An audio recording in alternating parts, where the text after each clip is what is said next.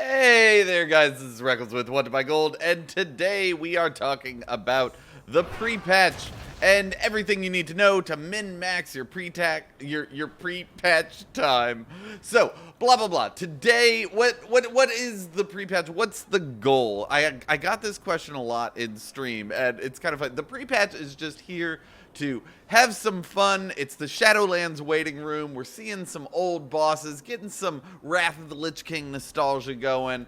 Out here in Icecrown, we get to kill Nathanos. It's a good time. But what it means from a utility standpoint is we've got this guy right here, the Argent Crusade Quartermaster, Veteran Crusader Sigurd, and he has eye level 100 armor for us. And so essentially, what is the pre-patch? It allows you to get raid quality gear on your under-geared alts. So when you go into Shadowlands, you aren't dying every 5 minutes. You don't die whenever you pull a pack of 3. So he sells you these armor items for Argent Commendations. Now, the Argent Commendations, looking for something specific. Once you do the full quest chain, just like it takes about an hour to do the quest chain, and you'll get about 25-30 Argent Commendations, which is enough to buy 2 pieces by itself just there. But if you're lagging behind and you need more than that, then you can get Darkened Scourgestones. And so these are uncommon items. Any enemy here in Icecrown has a chance to drop them. They aren't super rare. And they also have a chance to drop pitch black Scourgestones. And these, the uncommon ones, give you 1 Argent Commendation for every 25 Scourgestones, and the rare ones give you 3 Argent Commendations for every 25 Scourgestones. So, it takes an hour to get through the quests, and then in 1 hour after that, how can you fully deck out a hero? That's what we're going to be talking about today. So, let's get into it. First off, there are 20 bosses you can kill.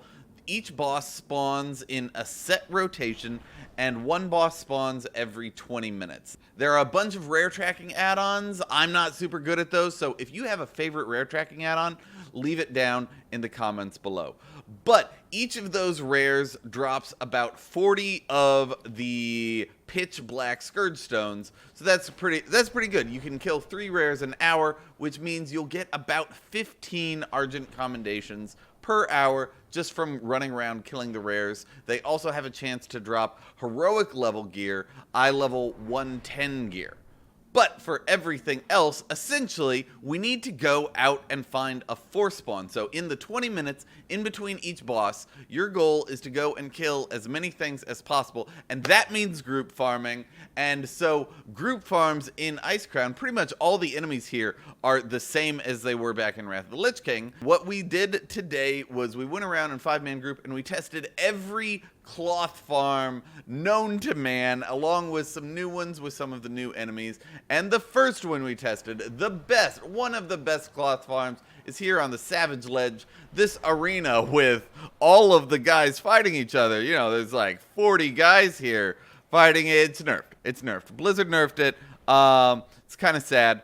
It's a good pickpocketing place if you go back to Zadormi, but for now, womp womp.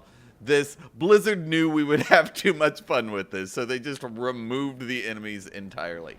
But to talk a little bit about how force spawns actually work, we also spent some time here in Ufrang's Hall. There are 10 of these Vrykul warriors in there. 5 of them have to be up at any time. So there's always going to be 2 in there, and then you just need to come out and kill these 3. But it wasn't worth it. It was too much moving around, so we're going to go to the next spot. All right, here we go at the Cathedral of Darkness. This is just one of the best Frostweave cloth farms, even though Frostweave is cheap as dirt nowadays. But this farm, if you are used to that farm, you'll notice something different here. These Dark Worshippers, same enemies, but there aren't 4 or 5 per pew, and so in the olden time, there's 4 or 5 per pew, 4 or 5 over here. So each side has like 30 enemies you can pull together and kill. 30 enemies you can pull together over here, and then a couple in the middle. But here you've only got like 6 per side. So this spot, even though it doesn't force spawn in the old world, there are enough enemies here that it's still worth it as kind of just a chill farm. But here, there aren't even enough enemies to be worth it for a farm. So we're going to move on. All right, and as we approach the Fleshworks right here next to the cathedral, we come up to this little area, which if you're used to farming, you see all these nameplates and you're just like, oh yes. And believe it or not, even these little reanimated servants here, these little bone guys, those drop loot as well. So everything here drops loot. This was actually one of the best farming spots in Wrath of the Lich King. Just absurd amounts of loot. But because it was so absurd, Blizzard killed the force spawn on this. Just go to town. No! And the same is true in this version, unfortunately. So, moving on. Okay, here we go. We are in Valhalla. This is a little arena area right over here. And this area wasn't a very good farm. I mean, the density's not great. But these guys are nice, big, healthy enemies. They've got almost the 8, 10k health each. And one thing we noticed here while we were farming that, again, this isn't a good spot, but these guys seem to have a higher drop rate of the Scourgestones than the other smaller enemies we killed, which kind of just indicates that as you get into higher health and more elite enemies, they're going to have higher drop rate of the items. All right, and here is the first spot actually worth farming of our testing. I'm telling you, like, a lot of testing isn't very sexy because you're finding spots that don't force spawn or don't have good density or any of that stuff. So we are out here at the Shadow Vault 4326, and we're killing we're just running back and forth in a 5-man group between that Umbral Brute and this Umbral Brute. Now, right at the start, 5 of these enemies have to be up, but after about 30 seconds of killing, maybe we killed these guys down here. I don't know for sure, but there had to be at least 9 enemies up at one time. And at that point, it was pretty cool. We had like 4 up over here and 4 up over here, dots rolling on everything. So just everything was dying, and we didn't do it particularly organized. We just kind of ran back and forth. Everyone was doing their own thing. Depending on how geared the people in your 5-man group are, you may need to work as a group or have a buddy system going so you don't get wrecked.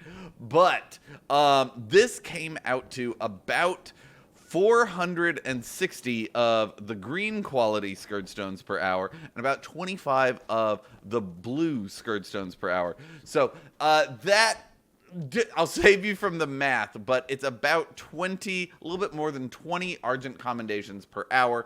And in the middle of that, you're also going and killing the rares. So it's about 35 Argent Commendations per hour, having a 5-man group running here, and then going and killing a rare whenever it spawns. So here's the second noteworthy farm. We are right here at Cindergross's Fall. This is 7543, and there are 5 worm reanimators channeling into the ground here. Apparently, the worms can eat them. I didn't know that. And then there are 5 channeling into the ground over here, and you just go back and forth. Oh, I'm sorry. It's here and here. Anyway, these worm reanimators, you can run back and forth between these 2 spots, killing them. There's dudes on the side, and if you ever run out of enemies or they aren't spawning as quick as you'd like, you can go kill some of these others. But we did just fine, only focusing on 2 packs. We got about 15 Argent Commendations worth per hour. So nothing like super crazy to write home about, but an extra piece of gear from an hour of farming. Okay, and here we are. Here is the best farm I was able to find. As you can see, people are already out here. There's a whole bunch of bad guys you can kill. They're actually all around the exterior here. Just this huge ring of enemies all along the outside, and just super good. For gold makers, this is old hat, but if you're not really part of the gold making crowd, then what you do, you just go into the pre-made group finder, into custom groups, and you just make a group called Scourgestone Farming, and you just wait for people to sign up for it, and then you just sit here in the middle. What we did, we had one person run along the outside, our most geared person run along the outside and just pull everything into the middle, but you can do whatever works for you. Just try to pull as many as you can handle. From our testing, we got about 40 commendations per hour just from this spot, in addition to the 15 that you get, so about 55 commendations total. And here's my plan. Here's what I'm thinking. So you're probably going to keep your cape. Hopefully you have your cape.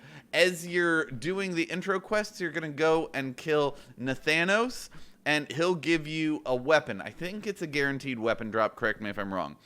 Maybe you did your emissaries, and so you have pretty good Azurite gear. So really, and you can't get rings or trinkets from the quartermaster. So the only things you're really needing to prep, the only things on your alts that really you're replacing are your bracers, your gloves, your belts, your pants, and your boots. So 5 pieces of gear. You're going to get 30 commendations just by doing all the quests on the way here. So that's going to be 2 pieces. You're going to get 1 piece of loot from killing rares for an hour. And then you're going to get 2 pieces of loot worth from just sitting in a farm like that. So you go out here, you do the quests, and 1 hour after you finish up the quest, just 1 hour of farming, you've got a full set of eye level 100 gear.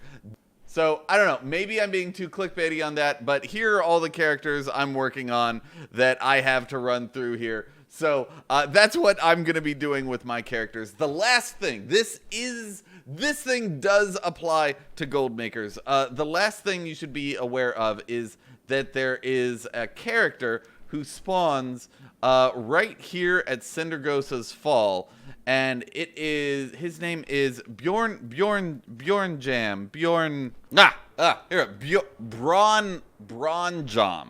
He drops Papa's brand new bag, but this version, the pre-patch version, is a 34 slot bag. There's only one other 34 slot bag available in the game. Both of them are unique, but the other one is from the Mad Merchant and costs 500,000 gold. This one is a 1 in 3 drop rate.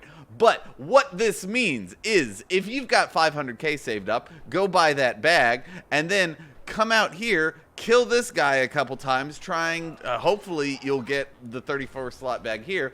And then, so you have 34 slot, you can get an embroidered deep sea satin bag, another embroidered deep sea satin bag. So you'll have 12 more slots than your plebeian counterparts who only have regular deep sea bags, and that makes you 12 slots better as a person than they are. So go out there, get some farming, enjoy just a little nostalgia bomb. That's the main thing about here. I hope your alts get geared up in a timely manner so you can go about and just be silly and try to farm up some bags on the alts that you actually intend on playing. But also there's some mounts and stuff. I don't know, just have fun. Have fun, talk to people in the game, enjoy yourselves. Thank you so much for watching. I hope you have a great day. Good luck, and happy gold making. Also, everything in the zone drops the battered hilt.